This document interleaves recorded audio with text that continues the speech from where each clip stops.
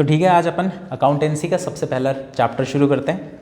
यही अपना अकाउंटेंसी का बेसिक चैप्टर है। ठीक है, इस चैप्टर के अंदर अपन समझेंगे कि अकाउंट्स होता क्या है और अकाउंट्स बनाने क्यों है। सीधी सी बात है, अगर अपन ने कॉमर्स ली है और हम अकाउंट्स पढ़ रहे हैं तो हमें सबसे पहले ये तो पता होना चाहिए ना कि अकाउंट्स होता क्या है और उसकी ज़रूरत ही क्या है।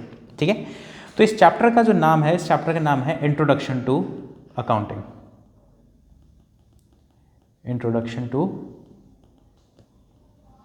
अकाउंटिंग। ठीक है, तो अपन इंट्रोडक्शन टू अकाउंटिंग के अंदर सबसे पहला जो सा टॉपिक कवर करेंगे वो है मीनिंग ऑफ अकाउंटिंग। यानी अकाउंटेंसी का मतलब क्या है। राइटिंग पे मत जाना, समझने पे जाना। राइटिंग अच्छी नहीं है, समझाना बहुत बढ़िया है। ठीक है, तो सबसे पहले देखो मीनिंग ऑफ अकाउंटिंग के अंदर क्या होता है। मेरे को एक चीज़ बताओ, अपन बातचीत कर रहे हैं कौन से लैंग्वेज में?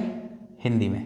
ठीक है, स्कूल में जाते हो इंग्लिश मीडियम स्कूल में तो बातचीत किस में करते हो? वहाँ पे भी हिंदी में ही करता हो। कहने का मतलब ये है हमारी लैंग्वेज क्या है? हिंदी। इसी तरीके से जो अकाउंट्स होते हैं ना, जो बिजनेस होता है, बिजनेस की लैंग्वेज होती है अकाउंट्स। बात समझ आया? तो सबसे पहली चीज़, चाहो तो आप लिख लो, चाहो तो मत लिखो, मर्जी है तुम्हें, नोट्स वगैरह मिल जाएंगे।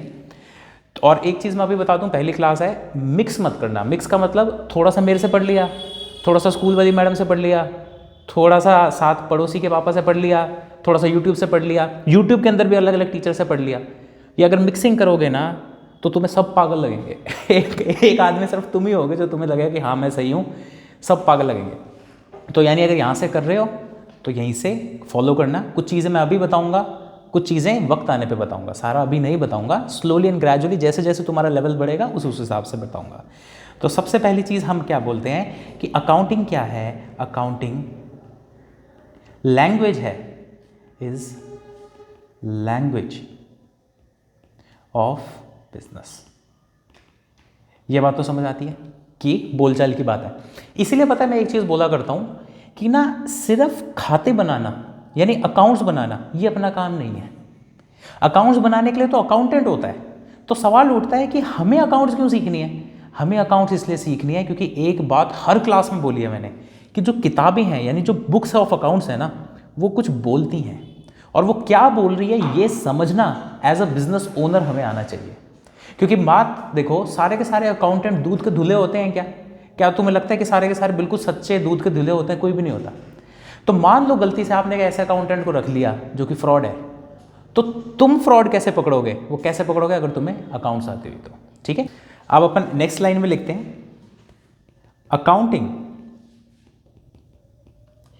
Is the art of recording,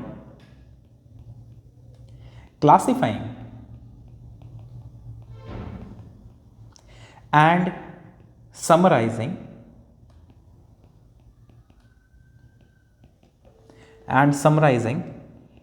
in a significant manner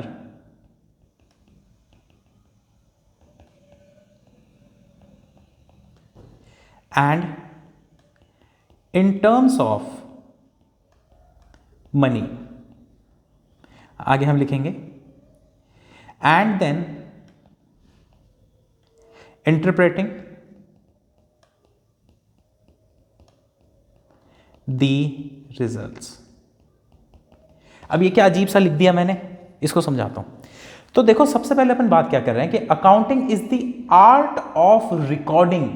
यानी कोई सा भी बिजनेस है, उस बिजनेस के अंदर आपने किस चीज को रिकॉर्ड किया और कैसे रिकॉर्ड किया, ये हमें अकाउंट समझाता है।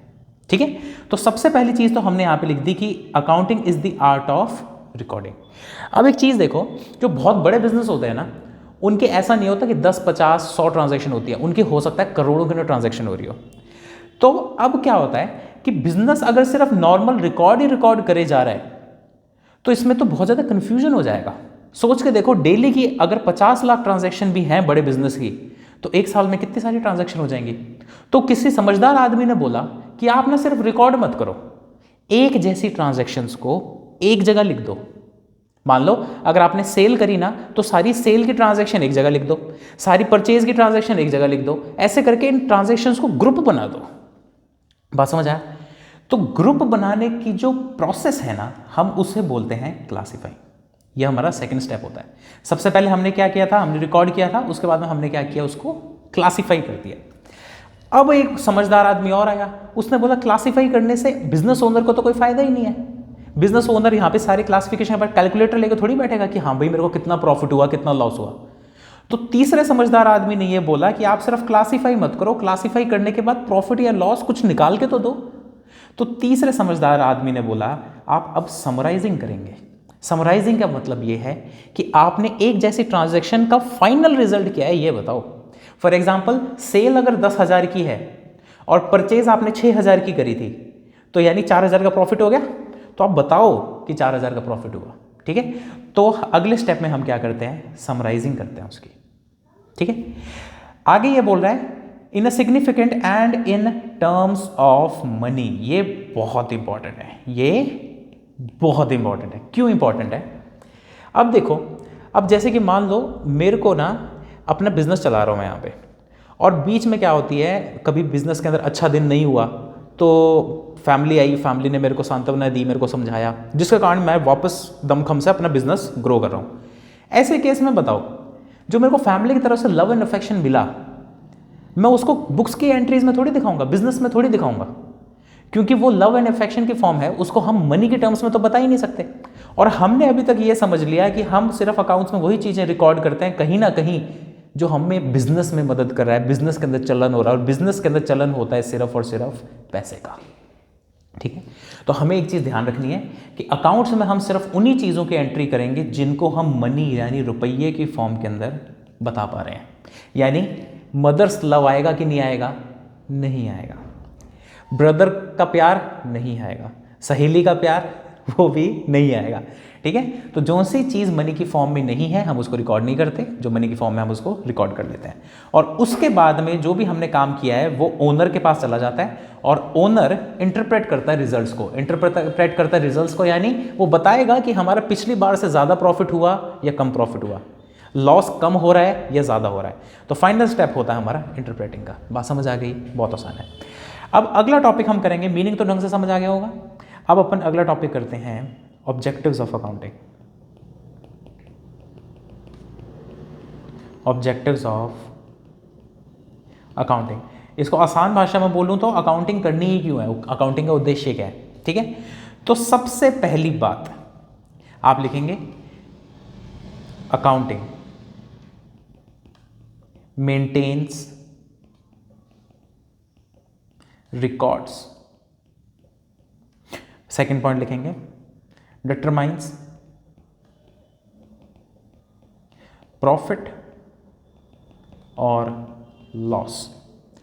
तीसरा पॉइंट लिखेंगे हम डिटरमाइनिंग फाइनेंशियल पोजीशन।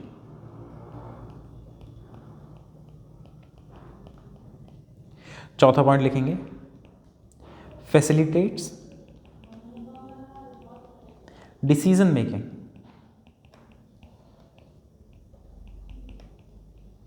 और पांचवा और आखिरी पॉइंट हम लिखेंगे प्रोवाइड्स इंफॉर्मेशन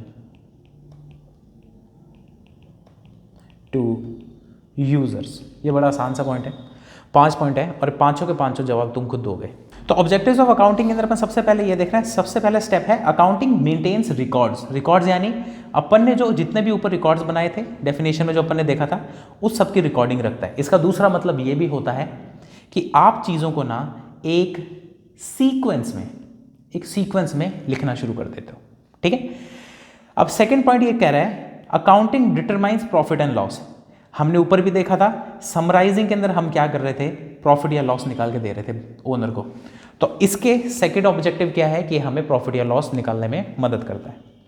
तीसरा पॉइंट ये हमें बोल रहा है it determines financial position. Financial position का मतलब ये है कि आपके बिजनेस की वैल्यू कितनी है। एग्जाम्पल लेते हैं, मेरे पास 10 करोड़ की प्रॉपर्टी है, ये झूठ है, ठीक है, और मान लेते हैं इसके बदले में मेरे ऊपर 8 करोड़ का लोन है, तो क्या मैं ये कह सकता हूं कि मेरे पास नेट 2 करोड़ पड़े हैं। 10 करोड़ की प्रॉपर्टी थी, 8 करोड़ का लोन है, मेरे पास नेट कितना पड़ा है, 2 करोड़। तो फाइनल चीज़ ये है, तीसरा पॉइंट में ये बोल रहा है कि हमें फाइनेंशियल पोजीशन बताता है। फाइनेंशियल पोजीशन बताता है का मतलब कि एक्चुअली बताता है कि आप 2 करोड़ की औकात रखते हो, 1 करोड़ की औकात रखते हो, 10 लाख की रखते हो, ठीक है। पॉइंट नंबर 4 है, इट फैसिलिटेट्स डिसीजन मेकिंग। अब मेरे को एक चीज़ तुम खुद सोच के जवाब दे देना, अगर आपके पास बहुत ही सही तरीके से अकाउंट्स का पूरा डाटा आ रहा है और एज अ बिजनेस ओनर तुम बताओ क्या तुम्हें इससे मदद मिलेगी कि नहीं मिलेगी? मदद मिलेगी। तो इसका मतलब ये है कि अगर आप अकाउंट्स मेंटेन करते हो तो आपको डिसीजन लेने में मदद होती है। पॉइंट नंबर 5 कह रहा है, it provides information to users. Information to users का मतलब जो भी बंदा आपके बिजनेस की किताबें खोल के देखेगा उसे आपके बिजनेस की इंफॉर्मेशन मिल जाएगी, ठीक है। इसीलिए एक चीज़ मैं यहीं पे बता दूं कि जो पब्लिक कंपनियां होती हैं ना, यानी जिनके profit and loss and balance sheet internet पर अपलोड होते हैं, वो कोशिश करती हैं कि अपने अकाउंट्स ऐसे बनाएं ताकि अपनी जो इंपॉर्टेंट चीज़ें हैं ना वो छुपा सकें। बात समझ आई? क्योंकि सोच के देखो, उसके मालिक को, कंपनी के मालिक को, सीईओ को कितनी सैलरी मिलती है ये सबको पता लग जाए तो लोग उसको ऑफर देके अपनी तरफ खींच लेंगे। इसीलिए जो पब्लिक कंपनियां होती हैं वो अपने इंटरनेट पे बड़ा सोच समझ के चीज़ों को घुमा देती हैं, ठीक है। अब अपन अगला पॉइंट करेंगे, एडवांटेजेस ऑफ अकाउंटिंग। नई हेडिंग है एडवांटेजेस ऑफ अकाउंटिंग, ठीक है। एडवांटेजेस ऑफ अकाउंटिंग टोटल 7 हैं, अपन उनको लिखना शुरू करते हैं। सबसे पहला है assistance in decision making. Assistance in decision making. Point number second कह रहा है डिटरमाइंस प्रॉफिट या लॉस, ठीक है। पॉइंट नंबर 3 हमें बोल रहा है determines financial position.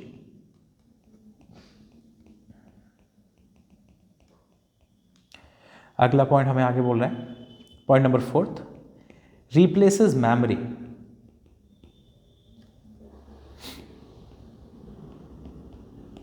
Point number 5 evidence in court.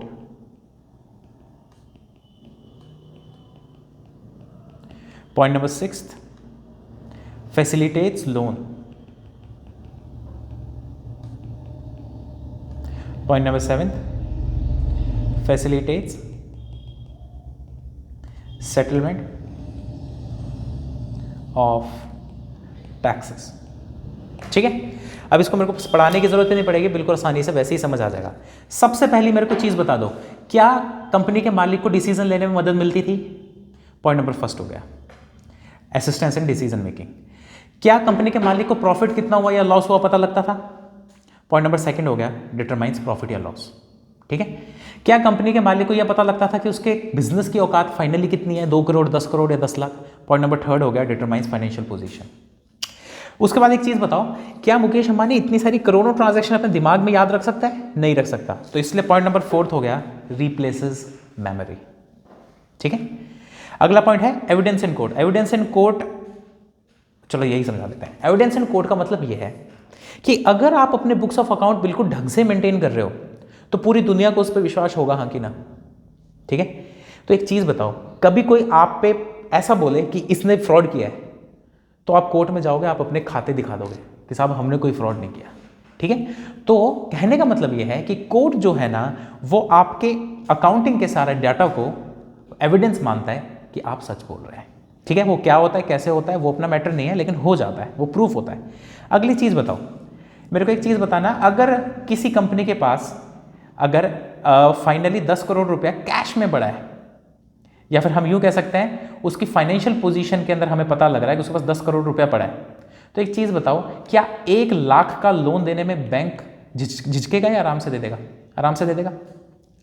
तो क्या हम ये कह सकते हैं कि अगर आप पूरा ढंग से अकाउंट्स बनाते हो तो बैंक को आप पे विश्वास होता है तो वो आपको लोन दे देता है, ठीक है।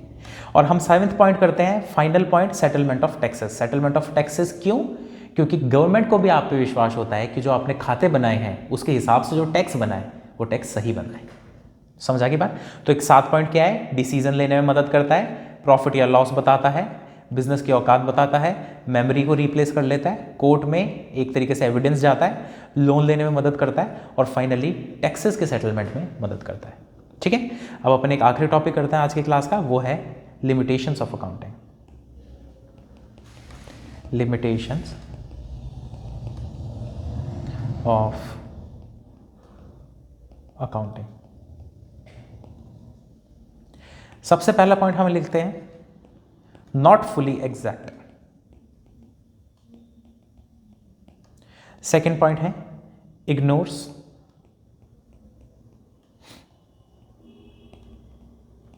Qualitative elements.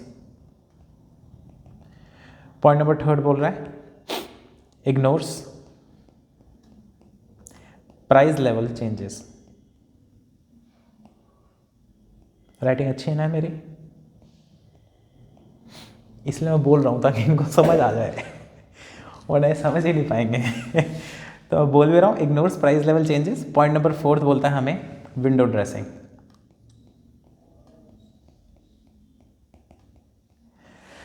ठीक है जी, फाइनल टॉपिक है, इसको और समझ लेते हैं। देखो अकाउंट्स के अंदर हम जब आगे पढ़ते जाएंगे ना तब हमें पता चलेगा कि अकाउंट्स के अंदर ना हम कुछ एजम्पशंस लेते हैं। हम क्या करते हैं, कुछ एजम्पशंस लेते हैं। ठीक है, कहने का मतलब यह है कि हम कुछ अनुमान लगाते हैं।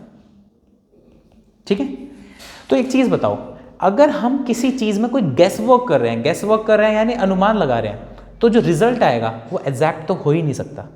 समझ आ गया? तो हमें ये समझ आया, आगे जाके हम इसमें कुछ एजम्पशंस लगाएंगे, इसलिए हम ये बोलते हैं कि accounting is never fully exact. Point number second करते हैं, हम ये चीज़ समझ चुके हैं कि हमें मम्मी पापा का प्यार, भाई बहन की केयर वगैरह से कोई मतलब नहीं है। तो कहने का मतलब जो क्वालिटेटिव चीज़ें हैं यानी ऐसी चीज़ें जिनको हम अमाउंट के अंदर, संख्या के अंदर नहीं बता सकते, उसको हम इग्नोर करते हैं। तो पॉइंट नंबर सेकंड ये इसको लिमिटेशन मानता है कि आप ऐसी चीज़ों को इग्नोर करते हो, लेकिन ऐसी चीज़ों की वैल्यू हर बिजनेस में होती है, तो ये लिमिटेशन बन गई।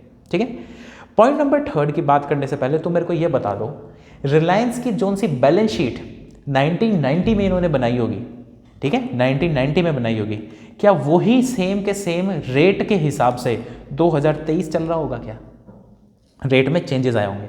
तो हम ये बोल सकते हैं कि अकाउंट्स कभी भी प्राइस लेवल को एडजस्ट नहीं करता। जो पुराना डाटा वो पुराना ही चलता रहता है, आज का डाटा आज के हिसाब से बनेगा। तो यानी वो जो 20 साल का डिफरेंस है, हम आज अपने बिजनेस की वैल्यू 20 साल पुरानी से मैच नहीं कर सकते, यानी अकाउंट्स यूजलेस होगी इतनी पुरानी एक तरीके से। पॉइंट नंबर फोर्थ ये बोल रहा है कि विंडो ड्रेसिंग का मतलब ये है कि अपने अकाउंट्स को इतने सुंदर सुंदर तरीके से प्रेजेंट करना कि प्रॉफिट मान लो 10,000 है ना, तो उसको इन्फ्लोट करके 10 करोड़ दिखे वो। यानी अगर कोई शातिर है दिमाग से, तो यानी वो पूरे अकाउंटिंग के अंदर चेंजेस कर सकता है, और चेंजेस करके वो इतना शाना निकला कि उसने 10,000 के प्रॉफिट को क्या शो कर दिया, 10 करोड़। ठीक है, तो इसलिए हम इसको बोलते हैं विंडो ड्रेसिंग। विंडो ड्रेसिंग का मतलब होता है प्रॉफिट इन्फ्लेट करके दिखा दिया, या फिर ऐसे चेंजेस कर दिए कि सामने वाला बोले यार क्या बढ़िया ड्रेस पहन रखी है, इतने बढ़िया अकाउंट्स तो मैंने कभी देखे ही नहीं। बात समझ आई? छलावा, धोखा करना। तो आज की क्लास में हम एक बार बस फटाफट से देखते हैं। हमने मीनिंग कर लिया, मीनिंग के अंदर हमने कुछ स्टेप्स किए, जिसमें हमने सबसे इंपॉर्टेंट बात करी कि लैंग्वेज होता है बिजनेस का। उसके बाद हमने ऑब्जेक्टिव्स किए, ऑब्जेक्टिव्स के अंदर हमने 5 बात करी कि रिकॉर्ड बनाता है, प्रॉफिट बताता है, कंपनी की औकात बताता है, डिसीजन लेने में मदद करता है और इन्फॉर्मेशन प्रोवाइड करता है। उसके बाद में हमने एडवांटेजेस किए, एडवांटेजेस में हमने ये देखा कि डिसीजन लेने में मदद करता है, प्रॉफिट या लॉस बताता है, कंपनी की औकात बताता है, मेमोरी को रिप्लेस करता है, कोर्ट में एविडेंस है, लोन लेने में मदद करता है और टैक्सेस को सेटल करने के अंदर मदद करता है, क्योंकि हर किसी को आपके खातों पर भरोसा होता है। अगला पॉइंट हमने किया limitations of accounting. Limitations of accounting में हमें पता लगा कि ये एग्जैक्ट नहीं है। क्यों? क्योंकि हम कुछ अनुमान लेते हैं, एजम्पशंस लेते हैं। पॉइंट नंबर सेकंड बात कर रहा है कि ये सिर्फ और सिर्फ अकाउंट्स के अंदर क्वांटिटेटिव चीज़ों पर ज़्यादा, क्वांटिटेटिव यानी जिसको हम संख्या के अंदर बता सकते हैं, लेकिन माँ का प्यार संख्या में नहीं आता, तो हम इसको इग्नोर करते हैं, इसलिए लिमिटेशन बन गया। पॉइंट नंबर थर्ड हमें यह बताता है प्राइस लेवल के चेंजेस के अंदर भी ये एडजस्ट नहीं करता, यानी 1990 का जो डाटा है वो हमारे लिए यूजलेस हो जाता है। अगला पॉइंट नंबर फोर्थ ये बात कर रहा है कोई अकाउंट्स में बहुत ज़्यादा शातिर हुआ, बहुत ज़्यादा स्मार्ट हुआ, तो हमारे अकाउंट्स को ऐसा सुंदर सुंदर बना देगा कि हमें लगेगा कि प्रॉफिट ज़्यादा है, तो ये धोखा हुआ हमारे साथ।